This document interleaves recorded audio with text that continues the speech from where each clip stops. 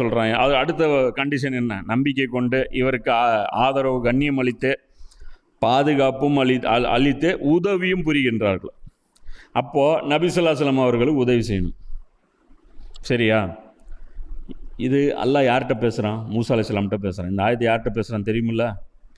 மூசா அலைஹிஸ்ஸலாம்கிட்ட. மூசா அலைஹிஸ்ஸலாம் அந்த உம்மத்திலிருந்து விடை பெற போகிறாங்க. அதாவது யாரெல்லாம் இவங்க ஒழுங்காக பர்ஃபார்ம் பண்ணல, இவங்க காளைக்கன்ற சிலையாக வணங்கிட்டாங்க, இவங்களுடைய வெற்றிக்கு என்ன வழி சொல்லல்லா அப்படிங்கும்போது அல்லாஹ் சொல்கிறான், நான் இவங்க எப்போ தெரியுமா வெற்றி பெறுவாங்க அப்படின்னு சொல்லிட்டு இந்த இது சொல்கிறான். அவங்கள பற்றி தௌராத்திலையும் இஞ்சிலையும் இப்படி எழுதப்பட்டிருக்கோம், ஒரு உம்மி நபி வருவார், அவரை ஃபாலோ பண்ணுங்க அப்படின்னு சொல்லிட்டு அல்லாஹ் சொல்கிறான். அப்போ எப்போ சொல்கிறான்? 3000 வருஷம் முன்னாடி சொல்கிறான். இன்னிலேருந்து கணக்கு போட்டோம்னா நமக்கு 3000 வருஷம் முன்னாடி மூசா நபியை பார்த்து ரசூலுல்லாஹ்க்கு ஹெல்ப் பண்ணுங்கிறான். அப்போ மூசா நபி கேட்கணும், எப்படிங்க இவர் ஹெல்ப் பண்ண முடியும்? இன்னும் அவர் வரவே இல்லையா? கேட்கணும்ல, அல்லது அந்த உம்மத்து கேட்கணும்ல. நீங்கள் பாட்டுக்கு மேலே போய் 10 கமாண்டோட இதையும் ஒன்று வாங்கிட்டு வந்துட்டீங்க. அவர் எப்போ வருவார்னே தெரியாது. அவருக்கு எப்படி நாங்கள் இப்போ ஹெல்ப் பண்ண முடியும்? எப்படி முடியும்னா, இந்த மிஷனு இப்ராஹிம் நபி காலத்தில் தொடங்கினது. இந்த மிஷனு ஒரு உம்மத்தை கொண்டு வழி நடத்துவது.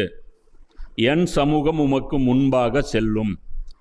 இந்த ஹைருன் உம்மத்து ஷஹாதத் அலன்னாஸ் உம்மத்தன் வசத்தன், இந்த பொறுப்பு இப்ராஹிம் நபி காலத்தில் தேர்வு செய்யப்பட்டது. அப்போ அங்கேருந்து அந்த கவுண்டவுனு ஸ்டார்ட் ஆயிடுச்சு. மூசா நபி வந்ததுக்கப்புறம் அந்த கவுண்டவுனு ஸ்பீடாச்சு.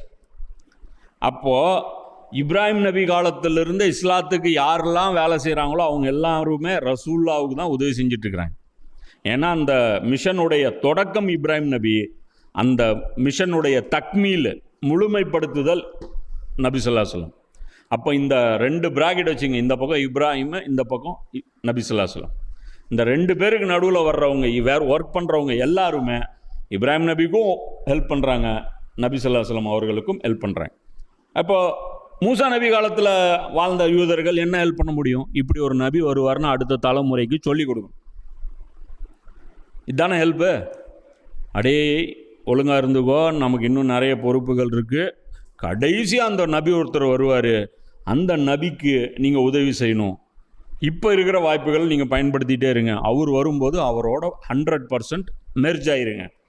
இப்போ இந்த உதவி செய்ய முடியுமில்ல? முடியுமா இல்லையா? புரியுதா? அதே மாதிரி இன்றைக்கி இருக்கிற நமக்கு இப்போ ரசூலுல்லாஹ் போயிட்டாங்க, இப்போ ரிவர்ஸில் வாங்க, அவங்களுக்கு ஃபார்வேர்டு, ஃப்யூச்சரில் ஒரு நபி வர போகிறாருன்னு அட்வைஸ் பண்ணிட்டுருக்கலாம். இப்போ நம்ம என்ன பண்ணுறது? நபி போயிட்டாரு, நபி போயிட்டு இந்த வேலையா?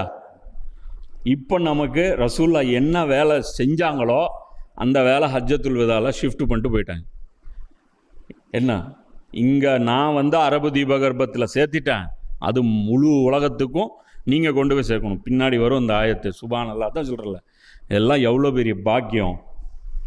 நம்ம எவ்வளோ பெரிய கேடுகட்ட நிலைமையில் கேவலம் இந்த துனியாவுடைய வாழ்க்கைக்காக பாசிசம், பாயாசம், மண்ணாங்கட்டி, லொட்டு லொசுக்கு, 1008 பைத்தியக்காரத்தனமான விளக்கங்கள் எல்லாத்தையுமே சொல்லி அல்லாஹ்வுடைய தீனுக்கு எதிராக ஒர்க் பண்ணுறது.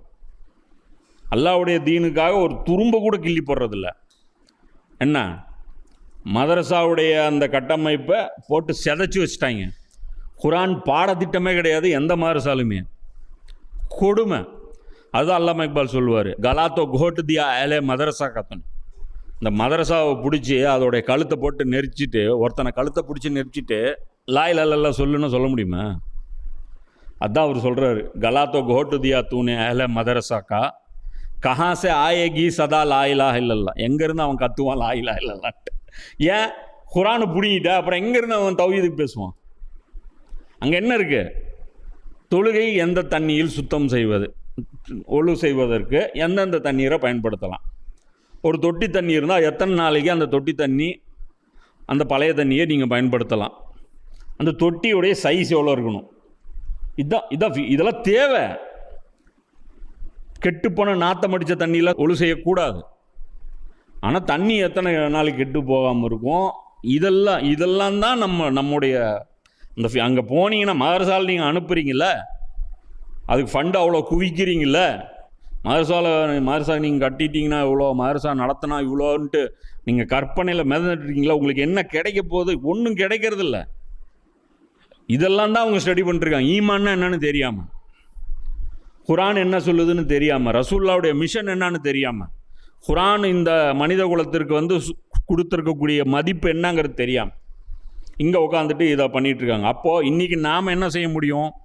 நபி ஸல்லல்லாஹு அலைஹி வஸல்லமுடைய அந்த மார்க்கத்தை தூய்மையான வடிவத்தில், குறிப்பாக குரானை அண்டர்ஸ்டாண்ட் பண்ணி மக்களுக்கு எடுத்து சொன்னோம்னா, இதைத்தான் ரசூலுல்லாஹ் சொன்னாங்க, உங்களில் சிறந்தவர் குரானை தானும் கற்று பிறருக்கு கற்றுக் கொடுப்பார். குரானை முதல்ல கற்றுக்கணும், இதுக்கு பெரிய ஹார்ட் ஒர்க் தேவை. அதுக்கு கற்றுக் கொடுக்கணும், அதுக்கும் பெரிய ஹார்ட் ஒர்க் தேவை. அதை ஸ்ப்ரெட் பண்ணுறோம். கற்றுக் கொடுக்குறது சாதாரண வேலையா? அது பெரிய வேலை. குழந்தைங்களுக்கு கற்றுக் கொடுக்கணும். யாரை குரான் கற்றுக்கக்கூடாது, எல்லாரும் கற்றுக்கணும். அப்போ கற்றுக் கொடுக்குற வேலை எவ்வளோ ப்ராடாக நடக்கணும்னு பார்த்துக்குங்க. சின்ன குழந்தைங்களுக்கு ஒரு செட்டப் இருக்கணும், கற்றுக் கொடுக்கறதுக்கு ஒரு செட்டப் இருக்கணும், ஒரு ஸ்ட்ரக்சர் இருக்கணும்.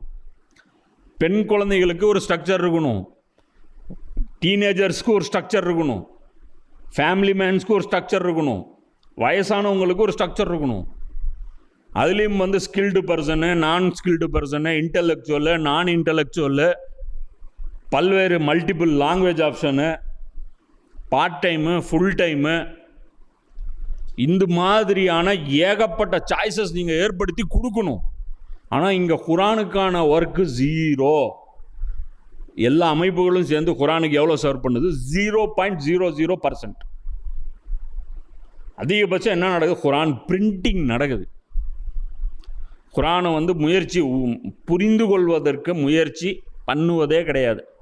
இந்த கடந்த 25 வருஷத்தில் யாராவது தப்சீர் எழுதி நீங்கள் கேள்விப்பட்டிருக்கீங்களா? யாராவது குரான் தப்சீர் எழுதி கேள்விப்பட்டிருக்கீங்களா? யாராவது குரானுடைய ஒரு தாயை வந்து நம்மளால் சொல்ல முடியுமா, இவர் குரானுடைய முபல்லிக, தோ இந்த ஆளுமை வந்து இவர் வந்து குரான் எக்ஸ்பர்ட் அப்படின்னு சொல்லி யாராவது ஒரு ஆளை வந்து தமிழில் சொல்ல முடியுமா? இந்தியாவில் ஹிந்தியில் சொல்ல முடியுமா? உருதுலையும் இல்லை, யாரும் இல்லை. அதெல்லாம் போன நூற்றாண்டில் முடிஞ்சு போயிட்டாங்க, அவ்வளோதான். அப்போது இதுதான் ரசூலுல்லாஹ்வுக்கு எப்படி ஒர்க் பண்ண முடியும்? ஏன் மக்களுடைய மனசாட்சி மாறி போச்சு. போன நூற்றாண்டுடைய குரான் தப்சீர் இன்னைக்கு வந்து இன்வேலிடு. இன்னைக்கு ஏன் விஷயம் என்ன விஷயம்? ஜென்சி பாஷையே வேற. திமுக பேசுகிற பாஷை இப்போ புரியல ஜென்சிக்கு. அதிமுக பேசுகிற பாஷை, பிஜேபி பேசுகிற பாஷை இந்த ஜென்சிக்கு புரியல. புரியுதா? அவன் ரீல்ஸை பார்த்துட்டு போயிட்டுருக்கிறான். அவன் பாஷையில் நீங்கள் குரானை சொல்லணும். நீங்கள் கத்திட்டே இருக்க வேண்டியதுதான். முஸ்லீம்களில் பெரும் பகுதி, அதான் சொல்கிறாங்க, இந்த சிலை ஏராளமானோரை வழிகெடுத்து விட்டதுன்னு இப்ராஹிம் நபி ஒரு சிலையை பார்த்து சொல்கிறாங்கல்ல, அந்த மாதிரி இன்றைக்கி நமக்கு சாட்டப்பட்டு இருக்கிற லீடர் வந்து அவர் வந்து நம்மளுடைய முஸ்லீம் சமூகத்தினுடைய பெரும்பான்மை கூட்டத்தை நாசம் பண்ணிட்டார். ஒரு காலத்தில் என்ன சொல்லுவாங்க, டே ஒழுங்கா படுறா, சினிமா கூத்தாடிட்டு இந்த மாதிரிலாம் டான்ஸு இதுன்னு சொல்லி திரிஞ்சிட்டு இருக்கா ராம்பா. இப்போ என்ன சொல்லணும்? டேய் படித்து கிடிச்சு ஒன்றும் கிழிக்காதரா, நல்ல நடிகராக ஒன்று பாரு, எவன் டெவலப் ஆவாங்கன்னு பாரு, திறமையான யார் டாப் ஆவாங்கன்னு கணிச்சிக்கோ, அவனுக்கு வந்து ரசிகர் மன்றம் வந்து ஓப்பன் பண்ணிக்கோ, உன் ஃப்யூச்சர் நல்லா பிரைட்டாக போகும். இப்போ இன்றைக்கி பார்த்தேன்னு வச்சுக்கோங்க, பிள்ளகா பசங்க, ஏன்னா முதல்ல அந்த ரசிகர் மன்றத்தில் ஒருத்தர் சேர்றா இருப்பார், அவருக்கு தான் மதிப்பு ஜாஸ்தியாக இருக்கும். அதில் வந்து அதுலேயும் முந்தியவர்கள் இருப்பாங்க இல்லையா, அஸ்ஸாபிகூனல் அவ்வலூன், முந்தியவர்கள். ஃபஸ்ட்டு இவர் படம் நடிக்கும்போது நான் வந்து சின்ன பையன் ரோட்டில் போயிட்டுருக்கிறேன், எல்லோரும் விமர்சனம் பண்ணிருந்தேன். அவங்க சரி ஏதோ அவங்க அப்பா இருக்கிறாரு, என்ன தான் பிடிச்சாலும் பிடிக்கலனாலும் காக்கைக்கு தன் குஞ்சு பொன் குஞ்சு, அதை கொண்டாந்து அதுக்கு அதாவது அந்த டைமில் இருந்த அந்த க்ரைட்டேரியா இருக்கா இல்லையா அதெல்லாம் தாண்டி கொண்டாந்து அவர் வச்சிட்டார் நம்ம மேலே. அவர் கொண்டாந்து வச்சிட்டார். சரி ஓகே, ஏதோ ஆசைக்கு எடுத்துட்டார், ஓடும் அப்படின்னு பார்த்தா திடீர்னு பார்த்தா ரசிகர் மன்றம்னு ஒரு போஸ்டர் வைக்கிறேன். அப்போ எல்லோரும் அவங்கள வந்து அப்போ வந்து கலாய்ச்சாங்க. ஏண்டா இவங்களுக்கு போய் ரசிகர் மன்றம் வைக்கிறியே அப்படின்னு. இப்போ இன்றைக்கி அவங்களாம் அமைச்சர்ஸ். இந்த சில சினிமா எக்ஸாம்பிள் காட்டலாமா? குரான் தப்சீர் பார்க்க நாங்கள் வர்றோம், சினிமா விஷயம்லாம் ஏன் பேசுகிறீங்க? இனிமேல் உங்களுக்கு சினிமா தான் பாடம். கொடுமை. முதலமைச்சர் வரலாறு இன்றைக்கி பாட புத்தகத்தில் இடம்பெற போகுது. எதை பார்ப்பீங்க நீங்கள்? உண்மை புரிஞ்சிக்கிங்க. குஃப்ரு, அதாவது நீங்கள் இப்போ இந்த விமர்சனம் பண்ணவங்க அது தனியாக நான் வீடியோ போடலாம் அப்படின்ட்டு இருந்தேன். சரி, அது வாய்ப்பு கிடைக்கும்போது அதை பற்றி டீட்டெயிலாக விளக்கி போடுறேன். ஃபேக்ட் என்ன அப்படின்னா, இந்த சொசைட்டி மேலே எவ்வளோ இம்பேக்ட் சினிமா போடுது. அப்போ சினிமா என்ன நடக்குதுன்னு தெரியாமல் நான் இருந்தேன் அப்படின்னா, சினிமாங்கிறது இன்றைக்கி நியூஸ் பேப்பர் மாதிரி. இந்த சொசைட்டியை எப்படி மேனிப்புலேட் பண்ணுறாங்க, எதில் கரப்ட் பண்ணுறாங்க, அது எனக்கு தெரிஞ்சிருக்கணும். ஏன் அப்படின்னா, அந்த சொசைட்டியை சீர்திருத்தம் பண்ணுறதுக்காக நான் வேலை பண்ணுறேன்.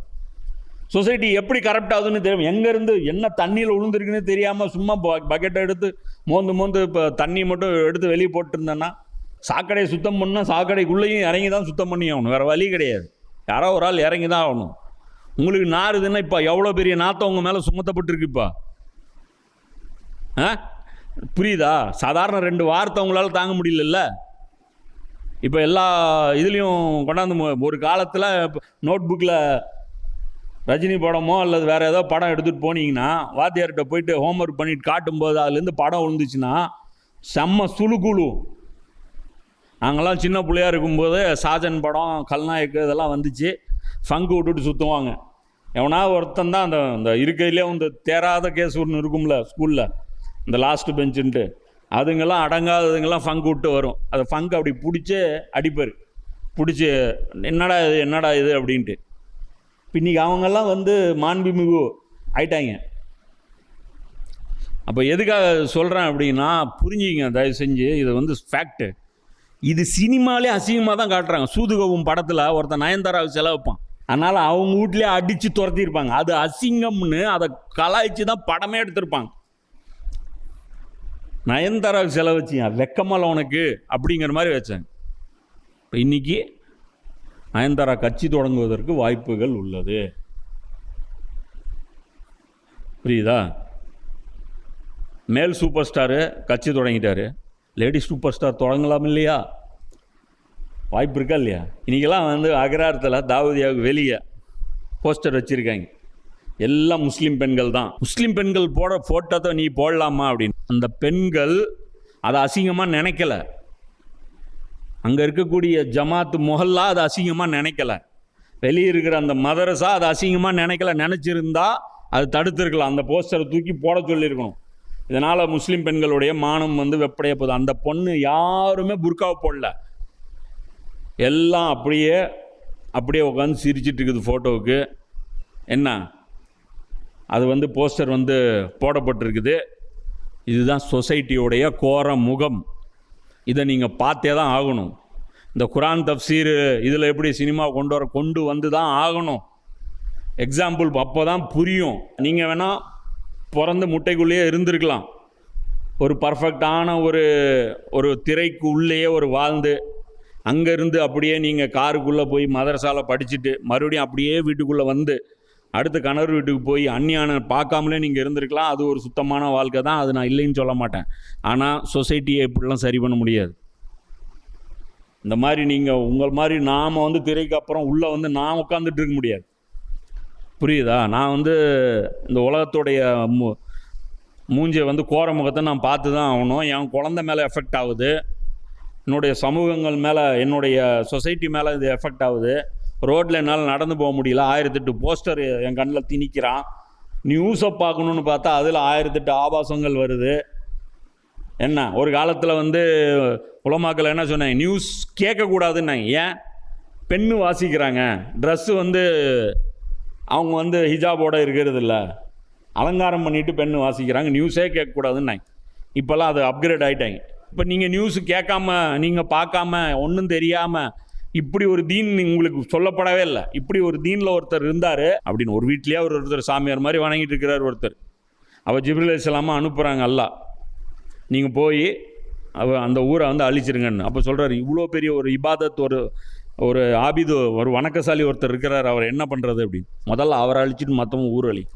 ஏன் அப்படின்னா ஊரில் இவ்வளோ அநியாயம் நடக்குது, அது தெரியாமல் இவன் பாட்டுக்கு ரூமை பூட்டி உன் பாட்டுக்கு சஜ்தாவே கதின்னு கிடக்கிறான். நல்லவன் இந்த மாதிரி இருந்ததுனால தான் அந்த ஊர் இவ்வளோ கெட்டு போய் கிடக்குது. முதல்ல அவனை அழிக்கணும் அப்படின்னு சொல்லிட்டு அல்லாஹ் சொன்னான். ஸோ அந்த மாதிரி நாம் இருந்துட முடியாது. ஸோ சினிமா எக்ஸாம்பிள்ஸ் எல்லாம் ஏன் சொல்கிறேன் அப்படின்னா, இப்போ ரசூல்லாவுக்கு நாம் எப்படி உதவி செய்கிறது, சரியா, இது சைடில் வச்சுருவோம். இப்போ ரசூல்லாவுக்கு நாம் எப்படி உதவி செய்கிறது? ரசூல்லாவுடைய தீனை மக்கள்கிட்ட சொல்லணும், குரானை கொண்டு போய் சொல்லணும், பல வடிவங்களில் சொல்லணும். அதான்